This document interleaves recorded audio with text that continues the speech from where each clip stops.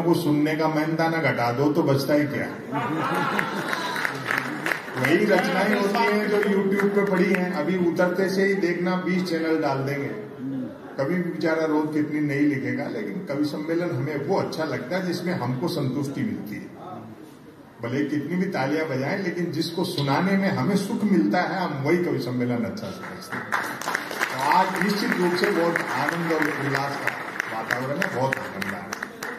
महिलाओं को लेकर के, माता बहनों को लेकर काफी बातें की गई। देखो, स्त्री का त्याग संसार में पुरुष से बड़ा है, और भारतीय नारी का तो कहना ही क्या, उस त्याग का कोई जवाब नहीं दुनिया में।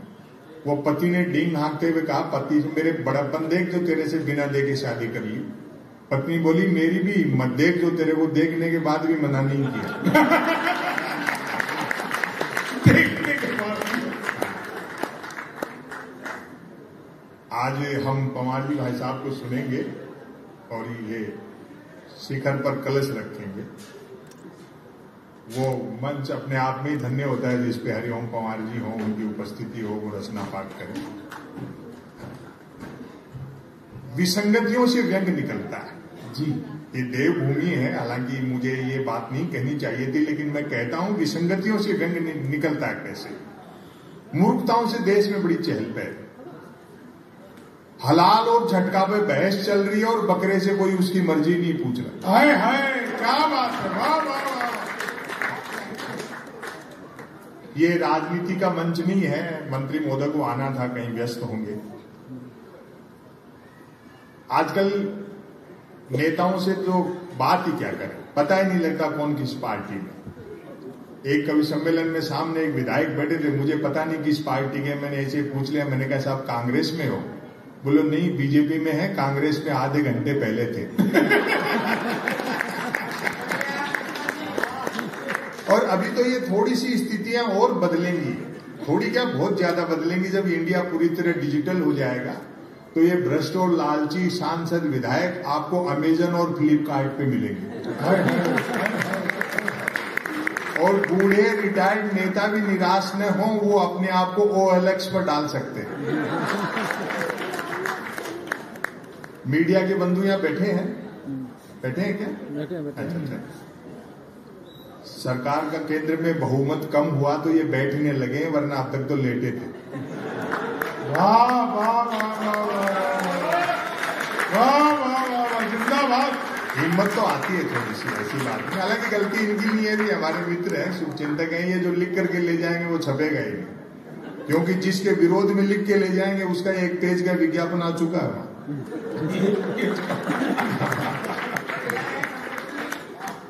अखबार अब 3 चीजों के लिए पढ़े जा रहे हैं, बिजली कटौती, उठावना और राशिफल, और रोज नए निकलते हैं।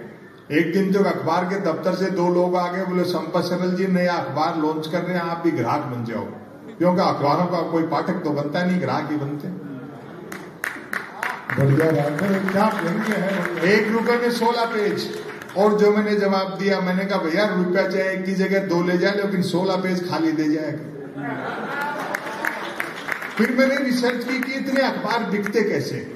तो अचानक एक दिन एक अखबार के दफ्तर से फोन आया, बोले संपत सरल जी आज आपका नाम हमारे अखबार में छपा।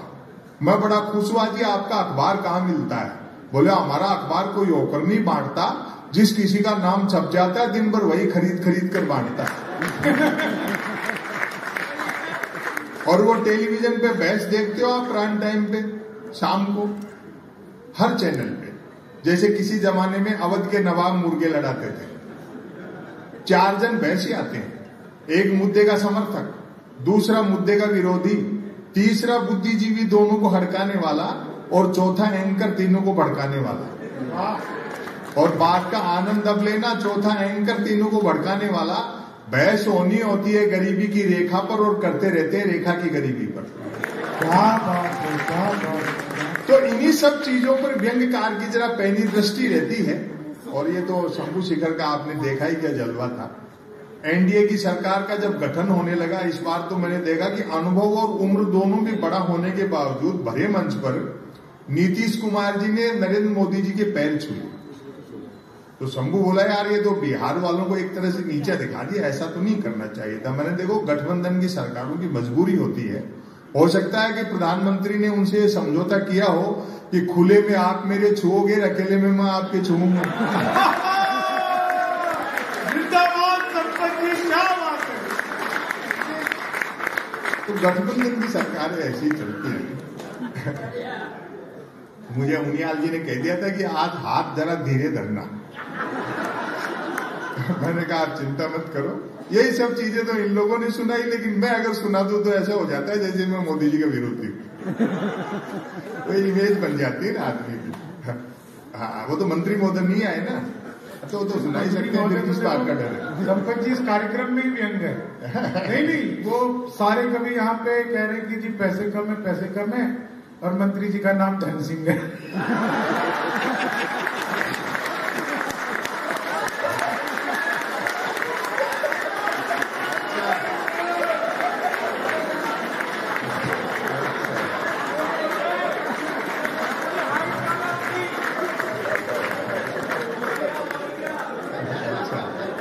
बहुत अच्छा।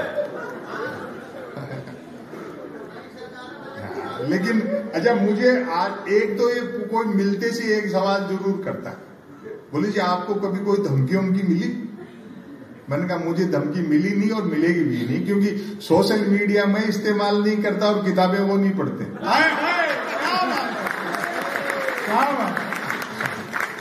लेकिन मेरी इमेज ऐसी बना दी।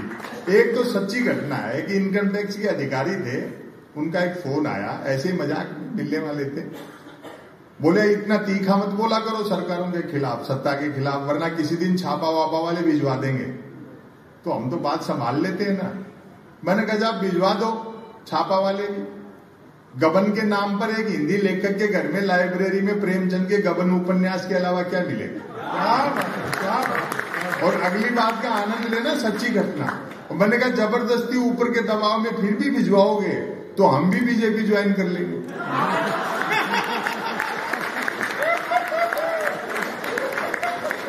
सुबह जिसको चोर कहते हैं, शाम को सह सम्मान माला पहना के पार्टी में ले लेते। तो ये सब चलता रहता है राजनीति में। जमाना बड़ी चैन से सो रहा है, जो होता था पहले वही हो रहा है। ब्रेकिंग न्यूज, लघु कथा सुना। आत्मनिर्भर नामक राज्य में जबरदस्त न्यूज क्रांति हो चुकी थी। टेलीविजन वाले खबर कैसे तानते, न्यूज चैनल खबरें तलाशते नहीं, गढ़ते थे, और देते नहीं, फैलाते थे। ब्रेकिंग न्यूज की तो मारामारी रहती थी। अब कथा यहां से शुरू होती। एक दिन ज्यों ही राजा नहाकर स्नान घर से निकला, त्यों ही एक न्यूज चैनल ने ब्रेकिंग न्यूज दागी, राजा नहाया। दूसरे न्यूज चैनल ने खुशी जाहिर की, राजा आज भी नहाया। तीसरे न्यूज चैनल ने अटकलें लगाई, राजा क्यों नहाया। चौथे न्यूज चैनल ने नई जानकारी दी, राजा पहली बार नहाया। पांचवें न्यूज चैनल ने आत्मनिर्भरता की पुष्टि की, राजा खुद नहाया। और जहां मेरी दृष्टि गई है, इस बार तालियां रोक नहीं पाओगे, राजा खुद नहाया। छठे न्यूज चैनल ने रहस्योद्घाटन किया, राजा पानी से नहाया।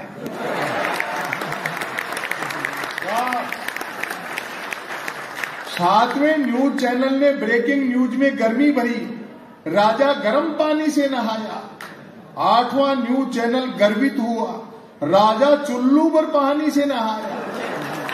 नौवें न्यूज चैनल ने स्थिति और साफ की, राजा साफ पानी से नहाया। 10वें न्यूज चैनल ने गुप्त जानकारी दी, राजा अकेला नहाया।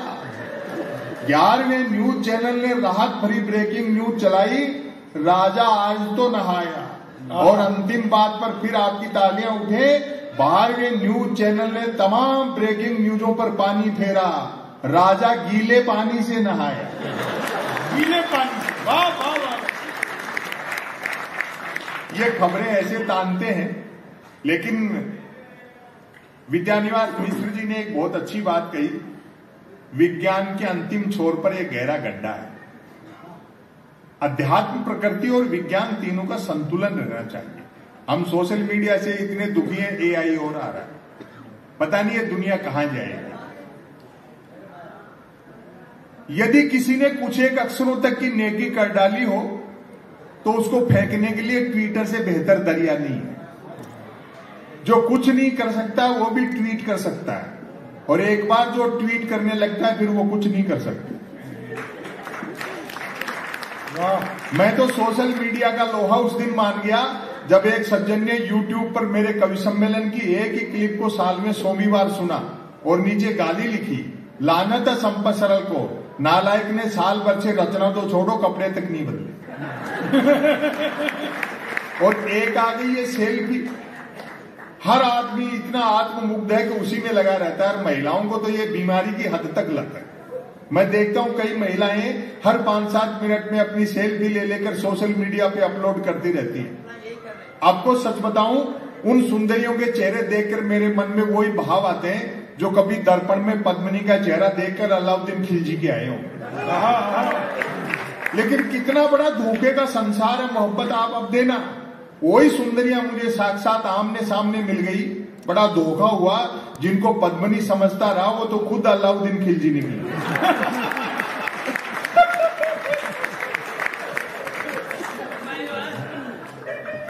विसंगतियों से व्यंग निकलता है। सपनाथ जी ने देखो क्या बढ़िया गीत सुनाए। एक जमाना ऐसा था जब मैं भी प्यार प्रेम की कविताएं लिखता था, जब तक अकलदार नहीं निकली थी। उबासी के बहाने भी किसी लड़की के दांत दिख जाते तो 5-7 गजलें लिख मारता था, भले वो उबासी मुझको देख करके ले रही होती थी। और एक निवेदन कर दूं, बड़ी संख्या में माताएं बहनें बैठी हैं। प्रकृति के, कुदरत के, सृष्टि के नियम बदल सकते हैं, औरत के प्रति पुरुष की मानसिकता नहीं बदल सकती। मर्द की फितरत होती है, अर्थी के रास्ते में भी औरत मिल जाए तो 80 साल का मुर्दा भी वाइब्रेशन मोड पर आ जाता है। लेकिन इतना भी तय है कि शादी होते ही प्यार का बुखार उतर जाता है। जैसे ही ब्याह की कुनेन खाई, प्यार का मलेरिया गायब। मेरे एक मित्र ने प्रेम विवाह किया। प्यार के दौरान जिस लड़की के साथ जो कंकर झील में फेंके थे, शादी के बाद दाल में निकल रहे। और ताली तो इस बात पर बजाओगे, जिस लड़की को लेकर भागा था अब उसको देखते ही भागता है।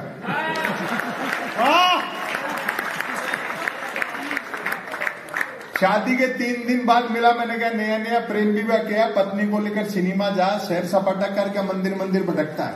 बोले भाई साहब सुना है जोड़े ईश्वर बनाता है, बस उसी को ढूंढना।